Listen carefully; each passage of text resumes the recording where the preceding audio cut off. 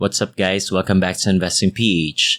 It has been rough for us investors this past few weeks, with the market going down again and again, but though our gains may be cut, this is also an opportunity for us long-term investors to bulk up our portfolio since a lot of great companies are in a discount. So for today, I will be showing you 5 undervalued stocks that I'm keeping an eye out for.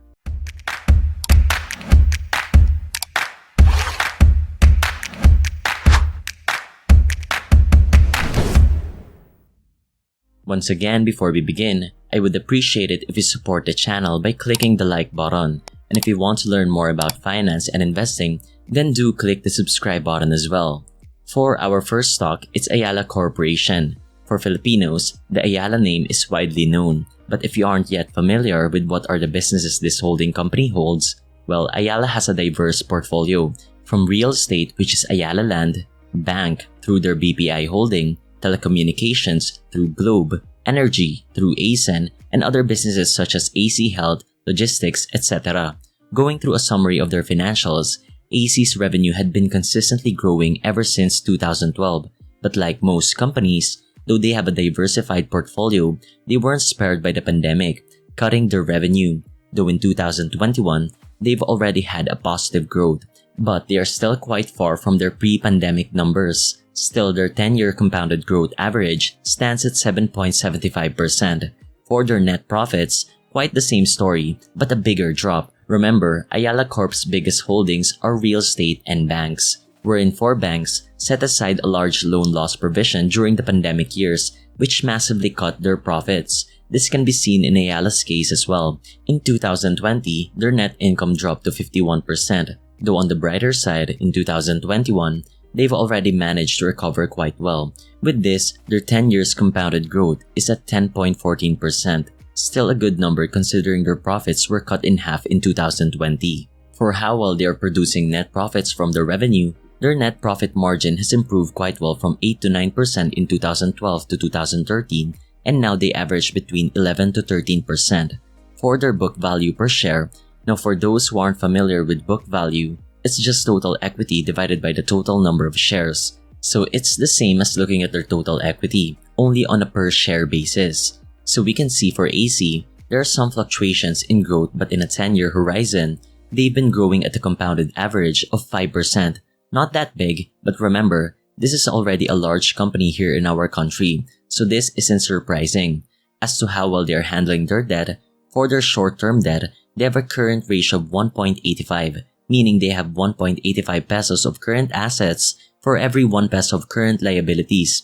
This indicates they can easily pay their short-term debts. And for their debt to equity, it is at 2.72, which is in our criteria, slightly above what I want. But remember, AC has a bank holding, which can exaggerate this ratio, since cash deposits for banks are considered a liability, so most bank holdings have a high debt to equity ratio. For their dividends, AC is consistently paying every year. Though not that high, their dividend yield is only at 1.06%, and for my computed intrinsic value, it's at 1,011. With a 30% margin of safety, my buy below price is 707. The next company is another holding company, Costco. They hold the popular retail store Pure Gold, SNR, Office Warehouse, and other retail companies as well. Now if you want to learn more about Costco, I made a stock analysis video of it.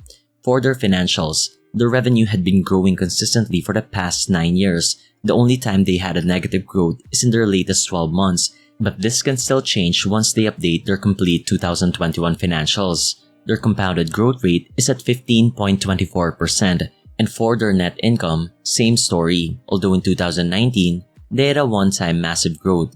This is because of their one-time gain realized from the sale of the group's equity interest in Liquigas. So if you remove this, they are steadily growing each year. This is with a compounded growth of 11.11%. As to how well they are producing net profits from their revenue, Costco's net profit margin hovers around the 3 to 4% range, which is typical for the retail business sector. And for their equity, they've been consistently growing every year, having a compounded average growth rate of 8.32%, which is another good growth for them. And as to how well they are handling their debt, for their short-term obligations, their current ratio is 6.30, This means they can easily pay up all their short-term debt in under a year since they have 6 times more current assets than their current liabilities. And for their debt to equity, they have a ratio of 1.22, meaning they have 1.22 pesos of liability for every 1 peso of equity. This is another check for them since what I look for is for this to be below 2. And for their dividends, they're consistent in their payout as well, with a dividend yield of 3.37%. And for my computed intrinsic value, it's at 7.50. With a 30% margin of safety, my buy below price is 5.25. The next company is LTG, another holding company, also has a diversified portfolio from banks, real estate, alcohol, and cigarettes. I also have a stock analysis video for it. If you want to learn more about their holdings, do watch it as well. For their financials, they've been consistent in their revenue growth for the past 10 years. This is even during the pandemic. There was a slight drop in 2021. Still, they're growing at a compounded average of 11.55%. And for their net income, same story, though in 2020 and 2021, they had a slight negative growth, but even with that, their compounded growth for 10 years is at 10.42%. Still a good growth for them even with the pandemic. For their net income margin, they've been increasing it for the past few years. This may mean that their management is getting more efficient in producing net profits from their revenue, which is a good sign of good management. As for their equity, they've been consistently growing for the past 10 years, even amidst the pandemic, growing at a compounded average of 17.09%. And for their debt ratios, their current ratio is slightly below what I want for this. This means they have 0.70 pesos of current assets for every 1 peso of current liabilities. Though this is the case, you have to look at their whole financials. Revenue, income, and equity are steadily growing every year. So I don't think this is a big deal since we can see their assets are being used efficiently. This is something to be worried about if, for example, they have a low current ratio and the company isn't growing its profits and equity. But in LTG's case, they have a steady growth. And for their debt to equity, just like the Ayala Corp's case, they have a high ratio.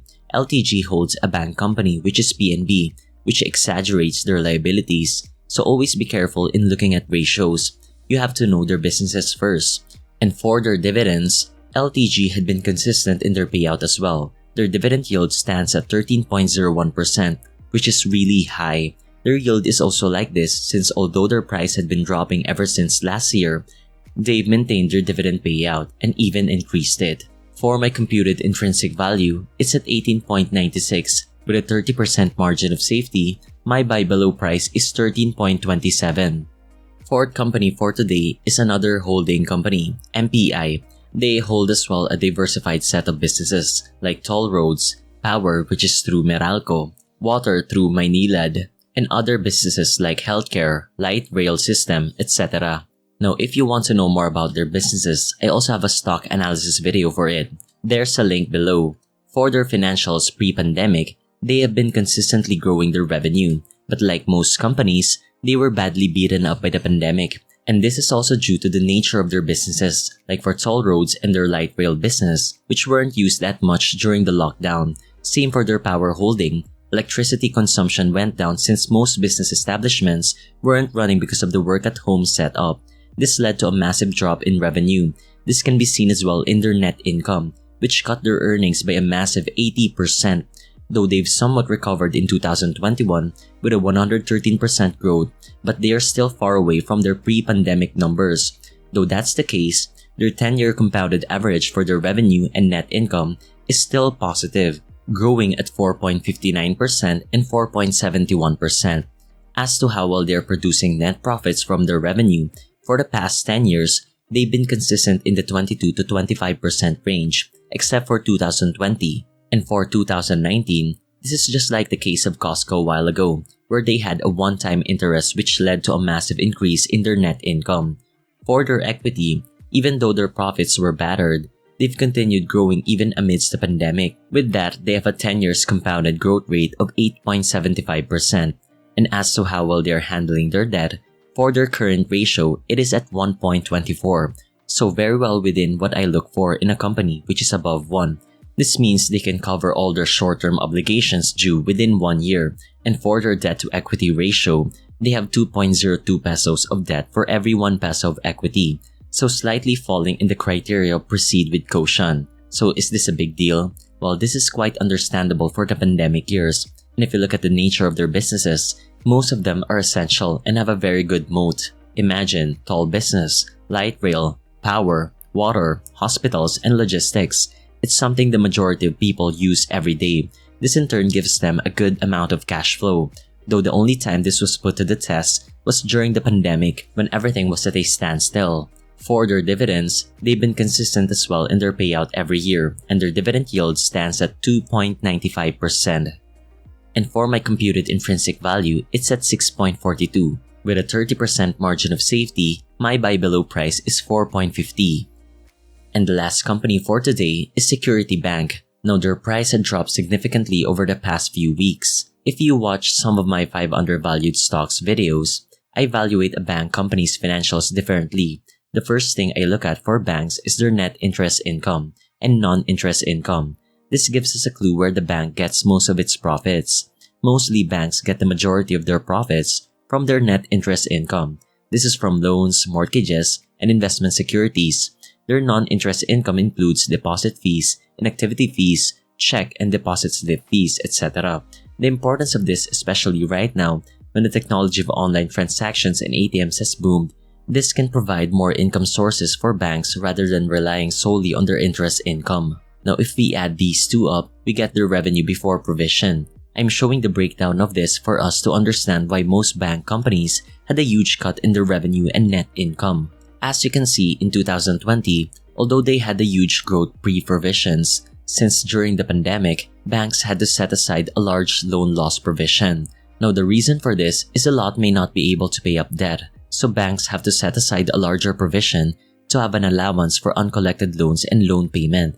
So although they had a positive growth in revenue, what comes out in their net income is a negative growth due to the larger provisions they set aside. This explains as well why holding companies who have a large holding in banks had their net income and revenues cut down hard. So moving on to their net income, this we can see the effects of the pandemic. This made their 10-year compounded average to a negative 0.79%. But if you look at the trend of their net income without the pandemic, they would have had a positive growth.